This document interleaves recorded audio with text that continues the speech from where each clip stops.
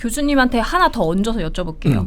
지금 그 대통령실이 헌법재판관 후보자 3명에 대한 검증을 진행 중인데 이제 최종 후보군에 이 대통령 변호사 출신 이승엽 변호사가 올라있단 말이죠. 이렇게 되면은 저희가 앞서 말한 것들 이제 모든 재판이 이재명 대통령에게 유리하게 될 것이다. 왜냐하면 계속해서 이제 본인에게 유리한 인사들을 뽑으면 결론은 정해진 것이다. 이렇게 좀 이제 결론이 이런 목소리들이 나오고 있는데 앞서 이제 대변인님 말씀해주신 이제 나머지 재판에 끼칠 영향과 그리고 제가 지금 드리는 질문 이제 유리한 그 인사가 유리하게 결론 낼 것이다 이 부분을 좀 짚어주시면 좋을 것 같아요. 그 부분에 대해서는 오늘 전현희 의원 과거 권익위원장을 지냈었죠.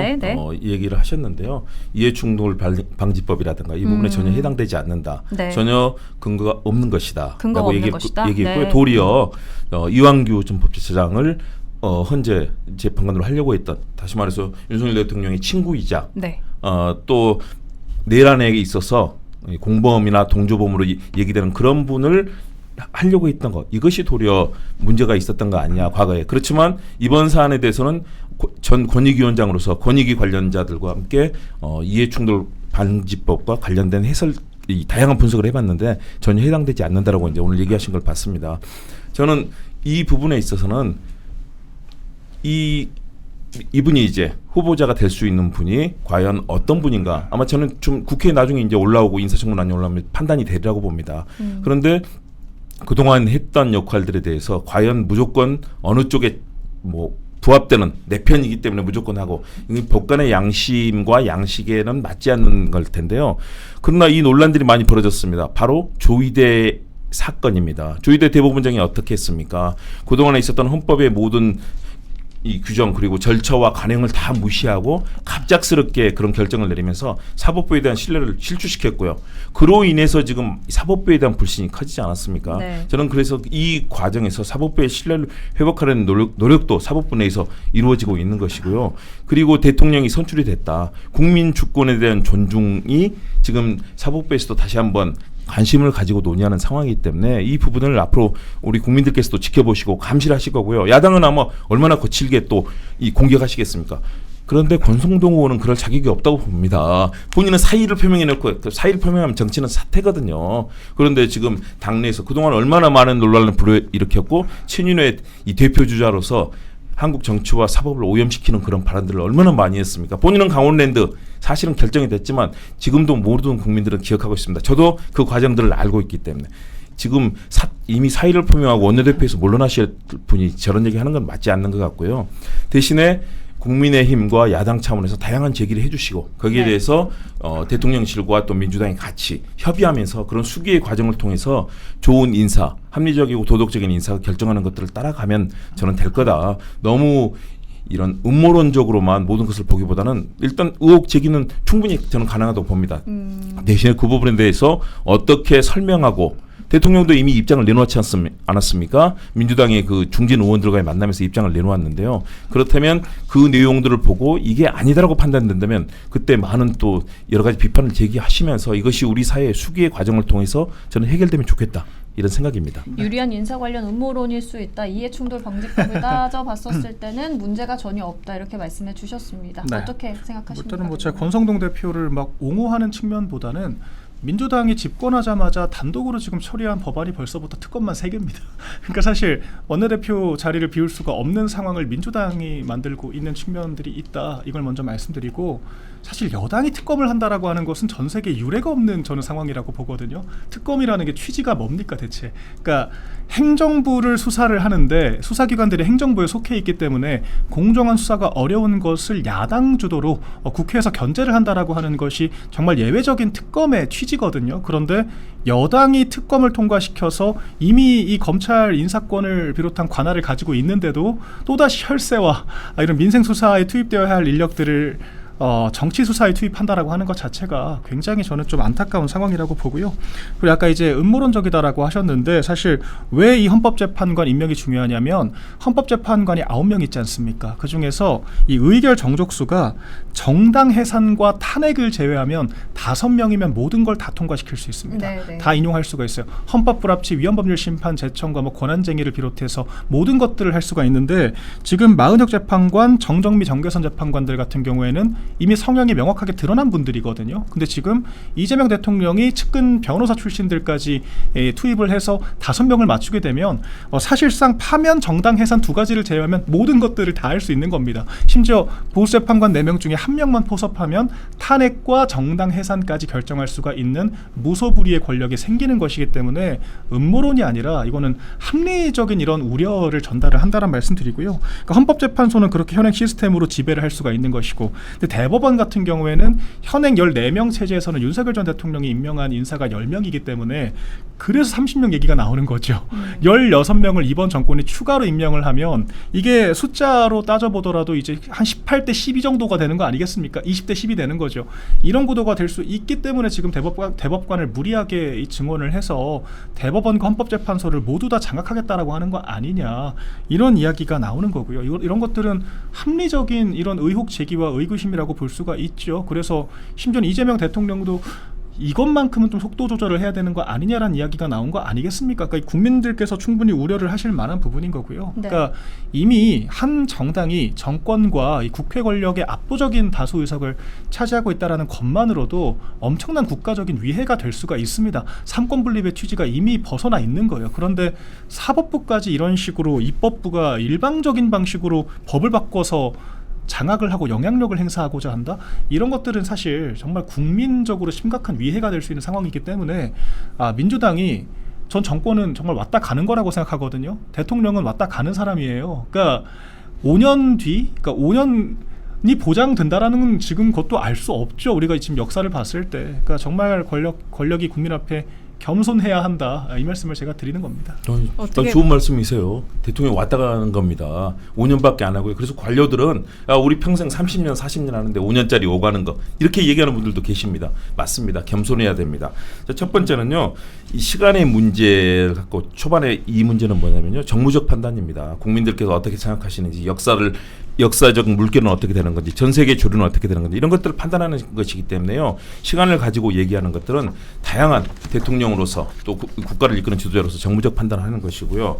증원을 해서 장악한다, 제가 볼 때는 전혀 아닙니다. 왜냐하면요, 소수의 지금 5명, 6명 이 숫자가 되다 보니까 일부에서 보수 쪽이 집권하면 보수 쪽이 주도하고, 진보 쪽이 집권하면 진보 쪽이 주도해버리는 상황이 되잖아요. 네. 그렇기 때문에 숫자가 많아지면 다양하게 자기의 의견을 제시합니다. 아까 저는 좀 안타깝게 들은 게, 이번에 몇몇 재판관의 성향이 드러났다라고 그러셨는데, 그분들 한 분 한 분은 어쨌든 개인적으로 법관의 양심을 걸고 판단하신 거거든요. 성향으로 드러난 것이 아니라 아마 다른 때는 또 다른 판단을 하실 거고요. 이번에 하셨던 분들도 다른 재판 보면은 굉장히 다른 판단을 하시는 분도 있으세요. 무조건 따라가지 그러면 않거든요. 교수님은 지금까지 일련의 모든 결과를 봤을 때 법관의 양심에 따라 결론인 거지, 어떤 개개인의 그런 특정한 생각은 아니었다. 그거를 믿어줘야 된다는 거죠. 그래야 법관들이 소신을 가지고 일할 수 있는 것 아니겠습니까? 그렇기 때문에 성향이 드러난 것이 아니라 다른 재판 또 헌법재판소의 결정을 보면요, 반대로 저분은 진보인데 반대로 하네, 보수인데 하네, 이런 상황들이 많이 있거든요. 네. 그렇기 때문에 무조건 그분들의 성향이 드러나서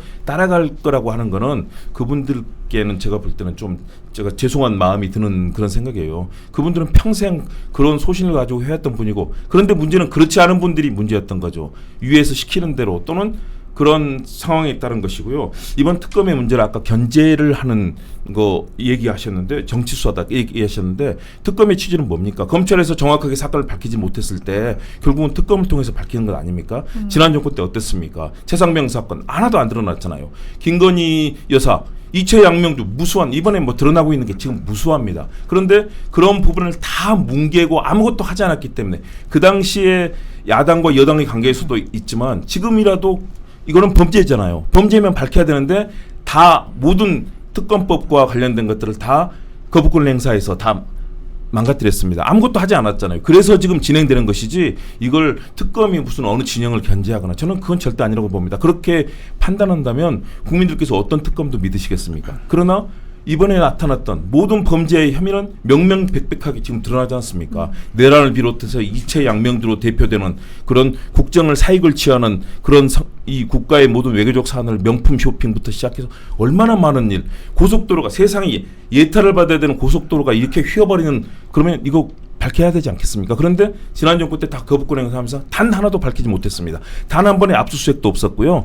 그 전 다른 정치인들에 대해서는 수백 번 그렇게 압수수색했는데 단 한 건도 없었단 말입니다. 그래서 특검이 필요한 것이지 어떤 진영을 견제하기 위해서 특검이 이루어진다. 저는 그래서 이번 특검이 통과가 됐는데 국민들께서 지금 지켜보고 계십니다. 부당하게 이 특검을 행사해서 상대 진영을 정치 보복하려고 한다면요, 아마 많은 국민들께서 이 화를 내실 거고, 그러면 정권이 초기부터 흔들릴 겁니다. 저는 정당한 길들을 가야 되고 또 이 헌법이 정한 법과 절차를 따라가는 거, 이게 정말 중요하다고 봅니다.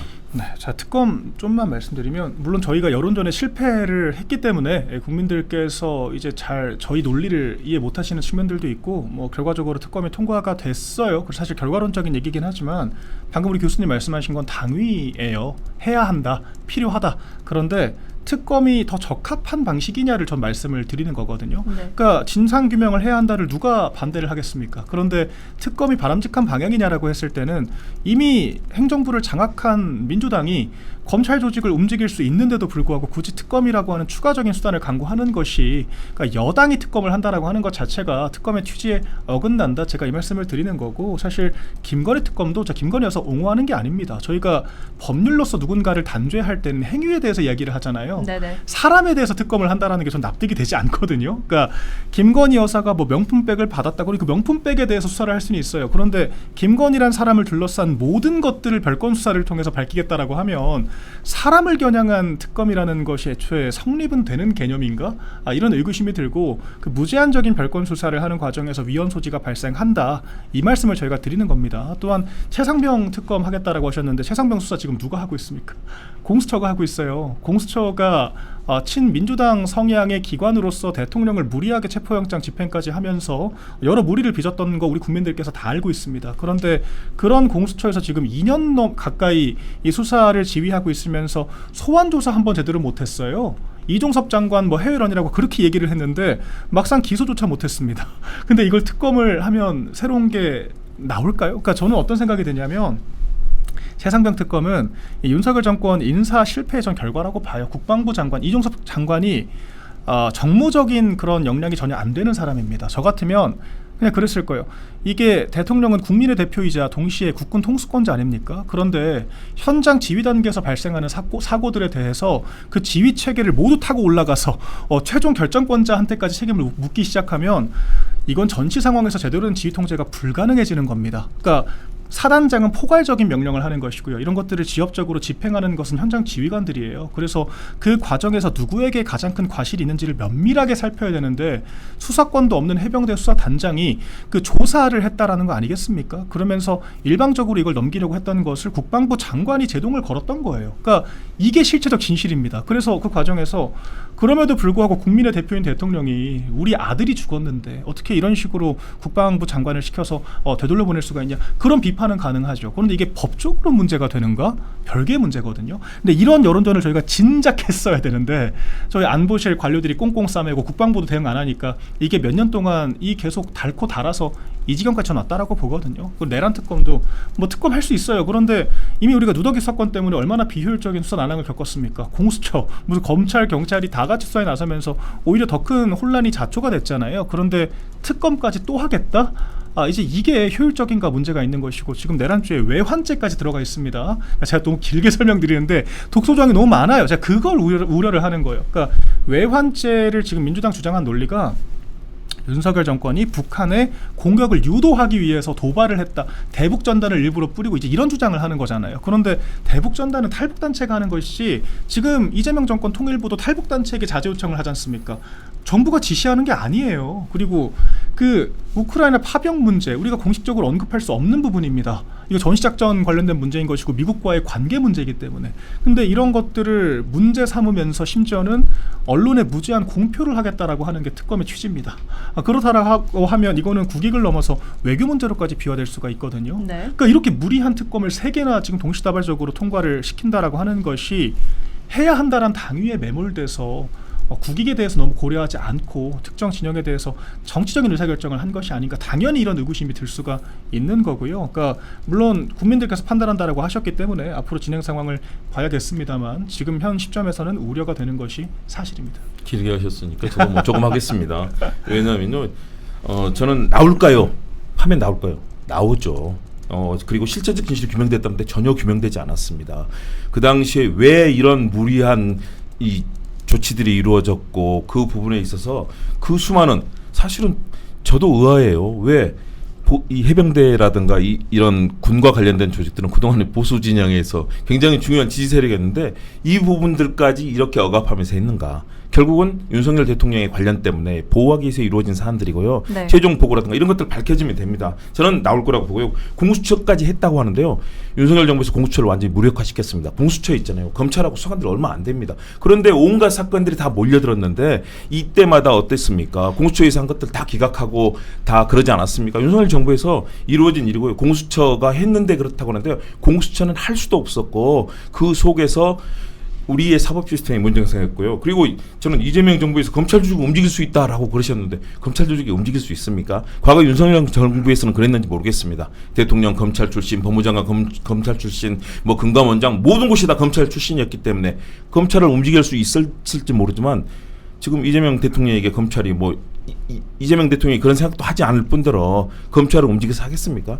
움직이지도 않을 거고요. 검찰이 가능한 한 공정하고 또 바른 수사를 하는 것을 원하는 것이지 누구는 상대편이라고 해서 탄압하고 가서 수백 번 압수수색하고 모든 것 휴대폰 압수수색해서 자기들 마음대로 영장에도 나오지 않는 거 있잖아요. 싹 가져가서 하는 그런 수사를 지금까지 우리 검찰이 불법적으로 하지 않았습니까? 그런 검찰에게 또다시 그런 역할을 맡기는 것은 아니다. 검찰도 개혁돼야 되고 검찰 조직 움직인다는 것은 저는 전혀 불가능하다고 보고요. 독소조항이라고 하는데요. 모든 것들은 투명하게 공개되어야 합니다. 외국도 마찬가지고 워터게이트 비롯해서 수많은 전 세계의 그런 조사 상황들이 있잖아요. 실시간으로 언론에게 알리고 왜 아주 국가의 정말 중요한 기밀 빼고 나가서는 알리는 게 중요합니다. 그래야 투명하게 진행되고 잘못된 것들은 감시를 받기 때문이거든요. 네. 그리고 모든 그동안의 특검들이 다 이 조항이 있었습니다. 그런데 이 윤석열 대통령과 이 정권에 좀 해가 된다고 생각하니까 정보가 나가는 게 불리하다고 생각하니까 갑자기 독소조항이라고 주장했는데요. 그 전에 특검들에선 다 있던 조항입니다. 그 부분을 갑자기 독소조항이라고 들고 나오는 거고요. 대북전단 아까 이 얘기하고 얘기하셨는데요. 드론을 평양에 보냈다든가 무인기 보내서 있잖아요. 자칫하면 일촉즉발의 전쟁 상황이 될 수도 있었잖아요. 대북전단 말로는 그랬지만 사실은 수많은 정부와 이 뉴라이트라든가 또는 북한에 대해 적대적인 단체들 동원해서 뒤로 지원하면서 이거 했던 거 다 알고 있는 사실입니다. 저희들도 많은 취재를 통해서 또 수많은 기관을 통해서 파악하고 있는데 그렇다면 다들 궁금하잖아요. 진실이 무엇이냐. 특검을 통해서 밝히자는 겁니다. 이 모든 사안들 국가의 국기를 흔들고 대한민국의 민주주의와 헌법을 다 부정하고 헌정을 파괴했던 일들이 계속 벌어졌고 세상에 이런 영부인이 있었습니까? 전 세계 아마 마르코스 이멜다도 이렇게 안 했을 거예요. 대한민국의 대통령을 제치고 자기가 외교 현장에서 주인이 돼서 주인 행세를 하면서 인사 받으면서 인사권 가지고 명품백 받고 온갖 일이 벌어지지 않았습니까? 그렇다면 이거는 국민들께서 아 이런 일이 벌어졌구나 이래서는 안 되겠구나 하고 진상을 알 수 있게 해줘야 되고 관계자는 처벌받아야 될 부분은 처벌받아야 된다. 대신에 이것이 정치 보복으로 이루어져서는 안 된다. 과거에는 정치 보복으로 했습니다. 먼지떨이 식으로 온갖 압수수색 다 벌어지고 인간이 나중에는 견딜 수 없어서 자살한 사람이 많이 그동안의 검찰 조사 있잖아요. 너무나 잔혹했어요. 제가 옛날에 검찰 출입했을 때는 있잖아요. 포승줄로 묶어놓고 때리고 고문하고 그런 일이 비일비재했는데 지금은 그렇게 때리지 않는데 가족의 이 아내까지도 협박하면서 견디지 못하고 사실 목숨을 끊는 일들이 많이 벌어지거든요. 저는 그런 사례들에 대해서 이제 법조계에서 많이 듣고 있는데 그렇다면 이제는 그런 일이 없도록 하기 위해서 진실을 밝히자. 그리고 만일의 경우 그 진실을 밝히는 과정이 문제가 있다면 아마 우리 매일신문에서 뭐 취재해가지고 아마 일면 톱으로 많이 쓰실 거고요. 국민들께서 가만히 있지 않을 겁니다. 저는 이 과정들은 투명하게 명명백백하게 밝혀서 후세에 다시는 이런 일이 없도록 하되 대신에 정치 보복은 안 된다. 이런 기조 아닐까 생각합니다. 네, 대변인님 말씀 듣고 저희 방송 마칠게요. 뭐 짧게만 말씀드리자고 하면 뭐 아까 검찰이 움직이겠냐라고 하셨지만 뭐 그런 논리라고 하면 특검은 움직이겠습니까? 행정부가 인사권을 가지고 있고 법무부 장관이 또 지휘권을 가지고 있기 때문에 당연히 행정부 주도로 검찰이 움직인다라고 하는 것은 뭐 국민적인 상식이라고 저는 생각을 하고요. 물론 그것을 대통령이 직접 지시는 안 하겠죠. 그런데 오히려 이재명 대통령이 후보 시절에 정치인들도 처벌받아야 한다라고 하면서 뭐 수사 의지를 보여준 건지 모르겠지만 예, 그런 워딩들을 또 사용한 적이 있기 때문에 국민적으로는 이 정치 보복에 대한 의구심이 있을 수가 있다 이 말씀을 드리고요. 문재인 정권 때도 엄청나게 많은 비리들이 쏟아졌습니다. 서해 공무원 피살 사건부터 뭐 이제 그 탈북 어민들 강제 북송 사건, 그리고 이제 김정숙 여사의 옷감 문제 이런 것들 대통령 기록물로 넘겨버렸잖아요. 그리고 이제 문다희 씨도 여러 가지 비리 사건들, 이스타항공 특혜 채용 얼마나 많은 문제들이 있었습니까? 그런데 국민의힘이 물론 의석도 없었지만 그런 것들을 특검을 통해서 해결하지는 않았죠. 그리고 검찰도 정치 보복에 가까운 수사를 하지 않았기 때문에 문재인 전 대통령이 그런 여러 가지 혐의들에도 불구하고 안보실장선에서 꼬리 자르기가 가능했던 겁니다. 그래서 그런 측면에서 오히려 윤석열 정권이야말로 검찰 정부라는 말이 무색할 정도로 그런 사정 이슈에는 좀 미온적이었다는 평가를 받고 있고요. 근데 지금 3대 특검이 통과됐는데 과연 말씀하신 것처럼 평화적인 특검이 될 수가 있겠느냐, 상당히 형용 모순적인 주장을 하고 계신 측면들이 있는데 한번 지켜보면 될 것 같습니다. 문재인 대통령도 기소를 했고요. 무수한 일이 벌어졌습니다. 그렇죠, 그리고 기소됐죠. 저는 검찰에 대해서 정말 제 자리로 돌아야 된다. 그리고 이렇게 자의적으로 권력을 행사해서 이게 진보 진영으로 가든 보수 진영으로 가든 이런 일이 이루어지지 않도록 하기 위한 제도적 절차를 마련하고, 그러나 정치 보복 없애야 된다는 그 전제는 항상 중요한 것이고요. 그런 측면에서 우리 국민의힘에서도 스스로 앞장서서 야, 우리가 이거 문제가 있었다 밝혀주고, 민주당도 같이 협력하면서 협치의 길들을 가는 길을 이번 정부에서만은 좀 시작해줬으면 합니다.